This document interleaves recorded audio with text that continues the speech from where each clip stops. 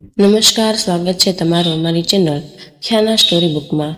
ઘરમાં કઈ ધાતુનો દીવો રાખવો જોઈએ? તાંબાનો, લોખંડનો, પિત્તળનો કે પછી સ્ટીલ કે કાચનો કે પછી માટીનો? ઘણા લોકો ઘરમાં ખોટો દીવો રાખે છે અને આ મોટી ભૂલ કરે છે અને પાછળથી પસ્તાવો કરે છે। આવી ભૂલ ક્યારેય ન કરવી અને જાણો દીવાની વાટ કાચા કલાવાથી બનાય કે પછી કપાસના રૂથી કે પછી હાથ પર બાંધી શકાય તેવા કાચા કલાવાની। ઘણા લોકો કરે છે આ ભૂલ અને પિતૃદોષ લાગી જાય છે। શનિ દોષ, કાળસર્પ દોષ, મંગલ દોષ અને ભયંકરથી ભયંકર નિર્ધનતા અને દરિદ્રતાનો દોષ લાગી જાય છે। સાથે જ જાણો મંદિરમાં જે એક પાણીનો લોટો રાખવામાં આવે છે તેનું શું કરવું? મંદિરનો લોટો એટલે કે કળશ કેવો હોવો જોઈએ? પિત્તળનો હોવો જોઈએ કે પછી તાંબાનો હોવો જોઈએ? અને મંદિરમાં રાખેલા પાણીનું શું કરવું? અને અહીં કેટલા લોકો એવા હશે જેઓ આ વિડીયો અધવચ્ચે જ છોડી દેશે। જો તમારે આ વિડીયો છોડવો જ હોય તો અત્યારે જ છોડી દો, પણ વિડીયો અધૂરો છોડીને માતા લક્ષ્મીજીનું અપમાન નહીં કરતા। તેથી તમારે ઘરના મંદિરમાં કઈ ધાતુનો દીવો રાખવો જોઈએ તેની સંપૂર્ણ પ્રક્રિયા અને કાર્યવિધિ જણાવવી જોઈએ। અડધો અને અધૂરો જોવાનો અર્થ એ છે કે તમે ભગવાનનું અપમાન કરી રહ્યા છો। તો ચાલો હવે જાણીએ દીવો કઈ ધાતુનો ન હોવો જોઈએ? તાંબાનો, પિત્તળનો, કાંસાનો કે પછી સ્ટીલનો કે પછી માટીનો કે કાચનો ઘરમાં કયો દીવો શુભ માનવામાં આવે છે? જો તમે ભૂલથી પણ ખોટી ધાતુનો દીવો ઘરમાં રાખશો તો આખા ઘરમાં નિર્ધનતા આવી જશે। તો જુઓ, સ્ટીલના દીવામાં પૂજા કરવાથી ઘરમાં શનિનો ક્રોધ આવે છે। ઘરમાં લોખંડના દીવામાં પૂજા ન કરવી જોઈએ, તેનાથી ઘરમાં નિર્ધનતા અને દરિદ્રતા આવે છે। લોકોને આકર્ષવા માટે બજારમાં કાચના દીવા પણ આવ્યા છે, ભૂલથી પણ તેને ઘરે ન લાવશો, નહીં તો રાહુ અને કેતુ તમારા ઘરે આવશે અને ઘર બરબાદ થઈ જશે। કાચનો દીવો શનિ અને રાહુને ગુસ્સે કરે છે, તેમાંથી નીકળતી જ્યોત ઘરમાં વિનાશ લાવી શકે છે। કાચને ગરમ કરવાથી ઘરમાં રોગ, ખામી અને સમસ્યાઓ આવે છે। કાચા કલાવાની અને કપાસના રૂનો દીવો કરવો શ્રેષ્ઠ માનવામાં આવે છે। માત્ર રૂની વાટનો દીવો અને કાચો કલાવો જ શુભ માનવામાં આવે છે। તાંબાનો દીવો, પિત્તળનો દીવો, માટીનો દીવો ધનની દેવી માતા લક્ષ્મીને આકર્ષે છે। ઘરમાં બીજો કોઈ દીવો ન લાવવો જોઈએ। પિત્તળ અને માટીનો દીવો શુભ અને મંગળકારી માનવામાં આવે છે, જેના કારણે શનિ અને રાહુ કેતુ પણ પ્રસન્ન રહે છે, મંગળ પણ ભારે નથી થતો। અને ઘણા સમયથી તમારા પર પ્રશ્ન રહ્યા હશે કે મુખ્ય દરવાજા પર પાણી છાંટવાનો યોગ્ય સમય કયો છે અને યોગ્ય પદ્ધતિ કઈ છે? કયા સમયે પાણી છાંટવું જોઈએ અને શું પાણી છાંટતા પહેલા સ્નાન કરવું જરૂરી છે? મુખ્ય દરવાજા પર સ્નાન કર્યા વિના પણ પાણીનો છંટકાવ કરી શકાય। અને પાણી સંબંધિત બીજો પ્રશ્ન એ છે કે આપણો દરરોજ મંદિરમાં જે પાણી રાખીએ છીએ તેનું શું કરવું જોઈએ? તેનો ઉપયોગ કેવી રીતે કરવો જોઈએ? શું આપણે તેનો ઉપયોગ પાણી પીવામાં કરી શકીએ અથવા આપણે તેને કોઈ પણ છોડમાં નાખી શકીએ? તે પાણીનો ઉપયોગ કેવી રીતે કરવો જોઈએ? અને કેટલાક લોકોનું કહેવું છે કે જ્યારે આપણે મુખ્ય દરવાજા પર પાણીનો છંટકાવ કરીએ છીએ ત્યારે ઘરની અંદરથી પાણી છાંટવું જોઈએ કે પછી ઘરની બહારથી છાંટવું જોઈએ? ઘણા લોકોને આ અંગે શંકા છે અને મુખ્ય દરવાજા પર પાણી છાંટવા સંબંધિત તમારો આગળનો પ્રશ્ન એ હશે કે અમે ફ્લેટમાં રહીએ છીએ અને કેટલાક લોકો એવા હોય છે જેઓ ભાડાના મકાનમાં પણ રહે છે, એક જ રૂમમાં રહે છે, તો તેમણે તેમના ઘરના મુખ્ય દરવાજા પર દીવો કેવી રીતે પ્રગટાવવો જોઈએ અને કઈ જગ્યાએ પાણીનો છંટકાવ કરવો જોઈએ? તો આજનો વિડીયો આ સંપૂર્ણપણે તમારા પ્રશ્નો પર આધારિત છે। મુખ્ય દરવાજા પર પાણીનો છંટકાવ યોગ્ય સમય અને સાચી પદ્ધતિ કઈ છે? તો જુઓ, જો તમે મુખ્ય દરવાજા પર પાણીનો છંટકાવ કરો છો તો તમારે ધ્યાનમાં રાખવું પડશે કે પાણી તમે એક દિવસ પહેલાં જ એટલે કે રાત્રે સૂતા પહેલાં કોઈ પણ એક વાસણમાં લઈ લો। જો તાંબાનું વાસણ ન હોય તો તમે પિત્તળનું, સ્ટીલનું લઈ શકો છો। તમારી પાસે જે પણ વાસણ ઉપલબ્ધ હોય તે વાસણમાં થોડું ગંગાજળ નાખો અને તેને શુદ્ધ પાણીથી ભરો। અને હા, જો ગંગાજળ જ ન હોય તો પણ ચિંતા કરવાની કોઈ જરૂર નથી, તમે વાસણમાં માત્ર શુદ્ધ પાણી પણ ભરી શકો છો। અને હવે તેને ઘરમાં રસોડાના આ પાણીથી ભરેલું વાસણ રાખો। હવે જ્યારે તમે બીજા દિવસે સવારે ઉઠો અને તમારા ઘરના મુખ્ય દ્વાર પર આ પાણીનો છંટકાવ કરો। હવે ઘણા લોકો પૂછશે કે શું આપણે સ્નાન કર્યા પહેલા આ પાણીનો છંટકાવ કરી શકીએ કે સ્નાન કરવું જરૂરી છે? તો જુઓ, મુખ્ય દરવાજા પર સવારે સૌથી પહેલા જે પાણી છાંટવામાં આવે છે તે રસોડામાં રાખેલું પાણી હોય છે। આ રીતે એ ઉપાયના હેતુથી કરવામાં આવે છે। જો ઘરમાં કોઈ પણ પ્રકારની સમસ્યા હોય, કોઈ પણ પ્રકારની પીડા, દુઃખ, દર, નિર્ધનતા છે, એનો અર્થ એ છે કે તમે કોઈ પણ પ્રકારની નકારાત્મક ઉર્જાથી પરેશાન છો। જો તમે લાંબા સમયથી સમસ્યાઓથી ઘેરાયેલા હો તો તેને ઘરના રસોડામાં રાખવામાં આવે છે અને આ પાણીને સવારે ઘરના મુખ્ય દ્વાર પર છાંટવામાં આવે છે. આ પાણીનો છંટકાવ કરવાથી તમારા ઘરની કોઈ પણ સમસ્યા ઝડપથી દૂર થઈ જાય છે.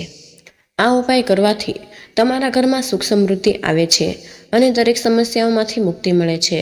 તો આ છે ઘરની બધી સમસ્યાઓથી છુટકારો મેળવવાના રામબાણ અને સૌથી સરળ ઉપાય, જેનું વર્ણન આપણા શાસ્ત્રોમાં કરવામાં આવ્યું છે. તેથી તમારા ઘરના રસોડામાં પાણીનું આ વાસણ રાખવું જ જોઈએ. તેને રાત્રે પાણીથી ભરીને અને સવારે વહેલા ઉઠ્યા પછી તે જ પાણી તમારા ઘરના મુખ્ય દ્વાર પર છાંટો. હવે ઘણા લોકોના મનમાં સવાલ થાય છે કે આ પાણીને ઘરના મુખ્ય દરવાજા પર કયા સમયે છાંટવું જોઈએ? તો જુઓ કે સવારે સૂર્યોદય પહેલા, એટલે કે સૂર્ય ઉગે તે પહેલા આ પાણી તમારા ઘરના મુખ્ય દરવાજા પર છાંટવું જોઈએ. હવે પછીનો પ્રશ્ન એ છે કે શું આપણે સ્નાન કર્યા પછી ઘરના મુખ્ય પ્રવેશદ્વાર પર આ પાણીનો છંટકાવ કરવો જોઈએ કે પછી સ્નાન કર્યા વિના કરી શકીએ? તો જુઓ, આપણે જે પાણી છાંટીએ છીએ, મતલબ કે આ ઉપાય કરીએ છીએ, આપણે સવારે વહેલા જાગીએ છીએ અને સૌપ્રથમ આપણે રસોડામાં જઈએ છીએ. તે પછી તમે તે પાણીને ઘરના મુખ્ય દ્વાર પર લઈ જશો. મુખ્ય દરવાજો ખોલો અને પછી મુખ્ય દરવાજા પર આ પાણીનો છંટકાવ કરો અને પાણી છાંટતી વખતે તમારા પૂર્વજોનું ધ્યાન કરો, દેવી લક્ષ્મીનું ધ્યાન કરો. કારણ કે કહેવાય છે કે દેવી લક્ષ્મી સવારે દરેકના દરવાજે આવે છે. જેના ઘરના દરવાજા ખુલ્લા છે, જેના ઘરના મુખ્ય દરવાજા પર પાણીનો છંટકાવ થયો છે, તેના ઘરમાં માતા લક્ષ્મી પ્રવેશ કરે છે. તો મનમાં મહાલક્ષ્મીનું ધ્યાન કરો અને પ્રાર્થના કરો કે હે માતા લક્ષ્મી, કૃપા કરીને મારા ઘરમાં પ્રવેશ કરો. હું તમારું સ્વાગત કરવા તૈયાર છું. અને આ પછી તમારા પૂર્વજોનું ધ્યાન કરો, કારણ કે આપણા ઘરનો ઉમરો એ છે જ્યાં પૂર્વજોનો વાસ માનવામાં આવે છે. તેથી જ્યારે તમે ઉમરા પર પાણીનો છંટકાવ કરો છો ત્યારે તમારા પૂર્વજો ખૂબ જ પ્રસન્ન થાય છે અને તમને આશીર્વાદ આપે છે. સવારે પાણી છાંટવા માટે સ્નાન કરવાની જરૂર નથી. તમે સ્નાન કર્યા વિના પણ આ કાર્ય કરી શકો છો. તેમાં કોઈ સમસ્યા નથી.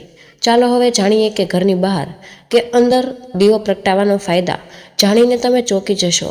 ખાસ કરીને ઘરની બહાર દીવો પ્રગટાવવાના આ ફાયદા છે જે જાણીને તમને આશ્ચર્ય થશે. તમે જાણો છો કે ભગવાનની પૂજા દરમિયાન દીવો ચોક્કસ પ્રગટાવવામાં આવે છે. હિન્દુ ધર્મમાં પૂજા કરતી વખતે લોકો ચોક્કસપણે દેશી ઘી અથવા સરસવના તેલનો દીવો પ્રગટાવે છે અને તલના તેલનો દીવો પણ પ્રગટાવે છે. જો કે પૂજા માટે ભગવાનની સામે દીવો પ્રગટાવવો એ માત્ર પૂજાની પદ્ધતિ નથી, પરંતુ ઘરમાં કે ઘરની બહાર દીવો પ્રગટાવવાથી ઘણા ફાયદા થાય છે. દીવો પ્રગટાવવાથી અને શક્તિઓએ જાગૃત થાય જ છે, પરંતુ 5 મુખ્ય લાભ પણ મળે છે. તો ચાલો જાણીએ. દીવો પ્રગટાવવાના સૌથી પહેલો ઉપાય છે ધરતીમાંથી અંધકારને દૂર રાખે છે. ઘરમાં દીવો પ્રગટાવવાથી ઘરમાંથી અંધકાર દૂર થાય છે, પણ નકારાત્મક ઉર્જા પણ દૂર રહે છે. જ્યાં પણ દીવો પ્રગટાવવામાં આવે છે ત્યાં સકારાત્મક ઉર્જાનો વાસ રહે છે. સ્વાભાવિક છે કે જ્યારે ઘરમાં સકારાત્મક ઉર્જા હશે ત્યારે ભગવાનનો વાસ થશે. એટલા માટે રાત પડતા પહેલા ઘરમાં દીવો પ્રગટાવવો જોઈએ, જેથી કરીને કોઈ ખોટી નકારાત્મક ઉર્જા ઘરમાં પ્રવેશ ન કરી શકે. તેલથી પ્રગટાવવામાં આવેલ દીવાની અસર તે બુજાઈ પછી અડધા કલાક સુધી વાતાવરણમાં રહે છે, જ્યારે શુદ્ધ દેશી ઘીથી બનેલો દીવો બુજાઈ પછી લગભગ 4 કલાક સુધી પર્યાવરણને સકારાત્મક રાખે છે. ત્યાર પછીનો બીજો ઉપાય જોઈએ તો જે ઘરમાં સવાર સાંજ ભગવાનની સામે દીવો પ્રગટાવવામાં આવે છે તે ઘરમાં સુખ સમૃદ્ધિનો વાસ હોય છે. આવા ઘરમાં સુખ અને સમૃદ્ધિ રહે છે. એવું માનવામાં આવે છે કે દીવાની જ્યોત પૂર્વ દિશામાં રાખવાથી વ્યક્તિને લાંબુ આયુષ્ય મળે છે, જ્યારે ઉત્તર દિશામાં જ્યોત રાખવાથી ઘરમાં સુખ અને સમૃદ્ધિ વધે છે. દીવો આપણા ઘરમાંથી અંધકાર તો દૂર કરે જ છે, પણ તે આપણા જીવનનો અંધકારમાંથી પ્રકાશ તરફ લઈ જાય છે. ત્યાર પછીનો ઉપાય જોઈએ તો નુકસાનકારક કણોનો નાશ કરવો તે માત્ર ધાર્મિક દ્રષ્ટિકોણથી જ ફાયદાકારક નથી, પરંતુ વૈજ્ઞાનિક દ્રષ્ટિકોણથી પણ ફાયદાકારક છે. જ્યારે ઘરમાં શુદ્ધ ઘી અથવા સરસવ તેલનો દીવો પ્રગટાવવામાં આવે છે તો તેનો ધુમાડો ઘરના વાતાવરણમાં શુદ્ધતા લાવે છે અને આસપાસના વાતાવરણમાં રહેલા હાનિકારક કણોનો પણ નાશ કરે છે. ચાલો હવે પછીનો ઉપાય જોઈએ તો રોગોને દૂર કરવામાં મદદરૂપ છે. ઘરના તમામ સભ્યોને દરેક રોગથી રક્ષણ મળે છે. ખાસ કરીને લવિંગને દીવો પ્રગટાવવાથી તેની અસર બમણી થાય છે. ચામડીના રોગોને દૂર કરવામાં તમામ ગુણ ધીમા છે, તેથી ઘીનો દીવો કરવો સ્વાસ્થ્ય માટે ખૂબ જ ફાયદાકારક છે. હવે પછીનો પ્રશ્ન એ છે કે શું ઝાડુ માર્યા પછી પાણી છાંટવું જોઈએ કે ઝાડુ મારતા પહેલાં પણ પાણી છાંટવું જોઈએ? તો જુઓ, મેં તમને પહેલેથી જ કહ્યું હતું કે જાગ્યા પછી સૌથી પહેલું કામ એ છે કે માત્ર પાણી છાંટવું, તે પછી તમે વાળી શકો છો. પરંતુ એક વાતનું ધ્યાન રાખો કે જ્યારે આપણે સવારે જાગીએ છીએ ત્યારે સૌ પ્રથમ પથારી પર બેસીને આપણે આપણી બંને હથેળીઓ જોઈએ છીએ અને માતા લક્ષ્મીનું ધ્યાન કરવામાં આવે છે. તેની સાથે 5 દેવતાઓનું ધ્યાન કરવામાં પણ આવે છે. કયા 5 દેવોમાં દુર્ગા ભગવાન શિવ, ભગવાન શ્રી હરિવિષ્ણુ, ભગવાન ગણપતિ અને ભગવાન સૂર્યદેવ છે. આપણે ફક્ત આપણા હાથમાં હથેળીમાં 5 દેવતાઓનું ધ્યાન કરીએ છીએ. આ પછી તમારા ઈષ્ટદેવ અને તમારી હથેળીમાં રહેલા 5 દેવતાઓનું ધ્યાન કરો. તે પછી હાથ જોડીને બધા દેવી દેવતાઓનો નમસ્કાર કરો અને પછી તમારા હાથથી ધરતી માતાને સ્પર્શ કરો અને તેમને પ્રણામ કરો અને પછી તમારો જમણો પગ ધરતી પર મૂકો. બાકીના તમામ કામો તે પછી જ થશે. તે પછી જ તમે પાણીનો છંટકાવ કરશો. મતલબ કે સવારે ઉઠ્યા પછી સૌ પ્રથમ હથેળીઓ તરફ જુઓ, પછી ધરતી માતાને પ્રણામ કરો, પછી ધરતી માતા પર પગ મૂકો અને પછી તમારે રસોડામાં જઈને પાણી લેવાનું છે અને ઘરનો મુખ્ય દરવાજો ખોલીને પાણીનો છંટકાવ કરવો પડશે.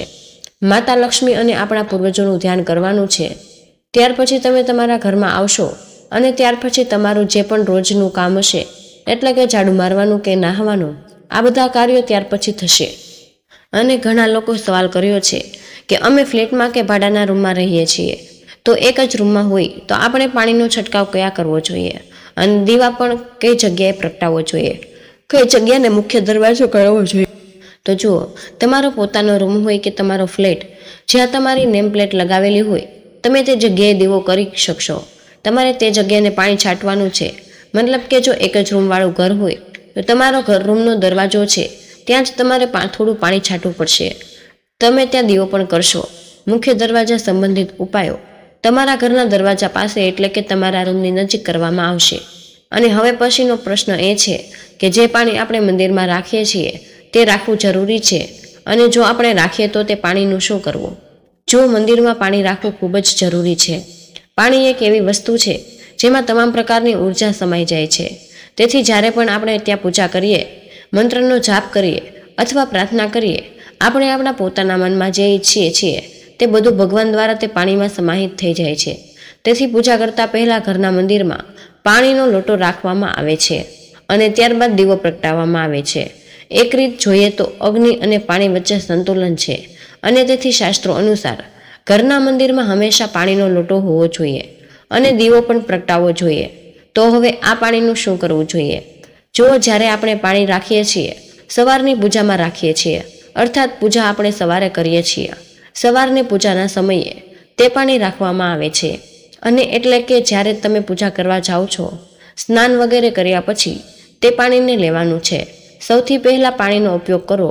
જો તમે તમારા ઘરના તમામ રૂમનો એટલે કે આખા ઘરમાં તે પાણીનો છંટકાવ કરો છો તો તે તમારા ઘરને શુદ્ધ કરે છે, કારણ કે તે ખૂબ જ સકારાત્મક ઉર્જાથી ભરેલું છે. તે પાણીનો છંટકાવ કરવાથી કોઈ પણ નકારાત્મક ઉર્જા તમારા ઘરમાં પ્રવેશી શકતી નથી. જો તમારા ઘરમાં કોઈ પણ પ્રકારની સમસ્યા છે, જો તમે તે પાણીને નિયમિતપણે તમારા ઘરમાં છાંટશો તો તમને ચોક્કસ સમસ્યાઓમાંથી છુટકારો મળશે. આ ઉપાય કરવાથી તમને ચોક્કસપણે ફળ મળશે.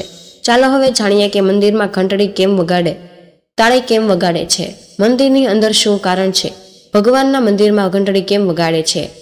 આ પુરાણોમાં છે કે જ્યારે તમે મંદિરની અંદર કે ઘરની અંદર ગરુડ ઘંટડીનો નાદ જાપ કરો છો તો શિવ મહાપુરાણની કથા અને લિંગ પુરાણની કથા, વિષ્ણુ પુરાણની કથા કહે છે કે મંત્ર ઘંટડી વગાડવાથી જેટલા પણ આ ધરતી પર તીર્થ છે, જેટલા ભક્તો ભક્તિ કરી રહ્યા છે, જેટલા જપ તપ કરી રહ્યા છે, જેટલા દાન થઈ રહ્યા છે, આ સમયે તમે ઘંટડી વગાડો છો તે ક્ષણે તે બધા પુણ્ય તમારા ખાતામાં ઘંટડી વગાડવાથી આવે છે. મંદિરે જઈને તાળીઓ વગાડવામાં આવે છે. મંદિરમાં શા માટે વગાડવામાં આવે છે તાળીઓ? જેઓ મંદિરમાં બેઠા હશે, જેઓ ભજન ગાતા હશે, જેઓ સાધના કરતા હશે, અભિષેક કરતા હશે, પૂજા કરતા હશે, 3 વાર તાળી પાડવાથી તેમના તમામ પુણ્ય તમારા ખાતામાં જમા થઈ જાય છે અને આપનું ભાગ્ય પ્રબળ થઈ જાય છે. તમને વિનંતી છે કે જ્યારે પણ તમે મંદિરમાં જાઓ ત્યારે ઘંટડી વગાડો, પણ ખૂબ પ્રેમથી વગાડો. ઘણા મંદિરોમાં મંદિરના દરવાજા બંધ હોય તો પણ લોકો ઘંટડી વગાડે છે અને આમ કરવાથી દોષ લાગે છે. જો ભગવાન મંદિરમાં સૂતા હોય તો તે સમયે તમે ઘંટડી વગાડો છો તો તે ગંભીર પાપ માનવામાં આવે છે. તો મિત્રો, તમે આ વિડીયો ખૂબ જ ગમ્યો હશે. તેથી આ વિડીયોને લાઇક કરી દેજો, ચેનલને સબસ્ક્રાઈબ કરજો, કોમેન્ટ બોક્સમાં જય માં લક્ષ્મી જરૂર લખી દેજો. જય શ્રી કૃષ્ણ. રાધે રાધે. ધન્યવાદ. વિડીયોને અંત સુધી જોવા બદલ તમારો ખૂબ ખૂબ આભાર.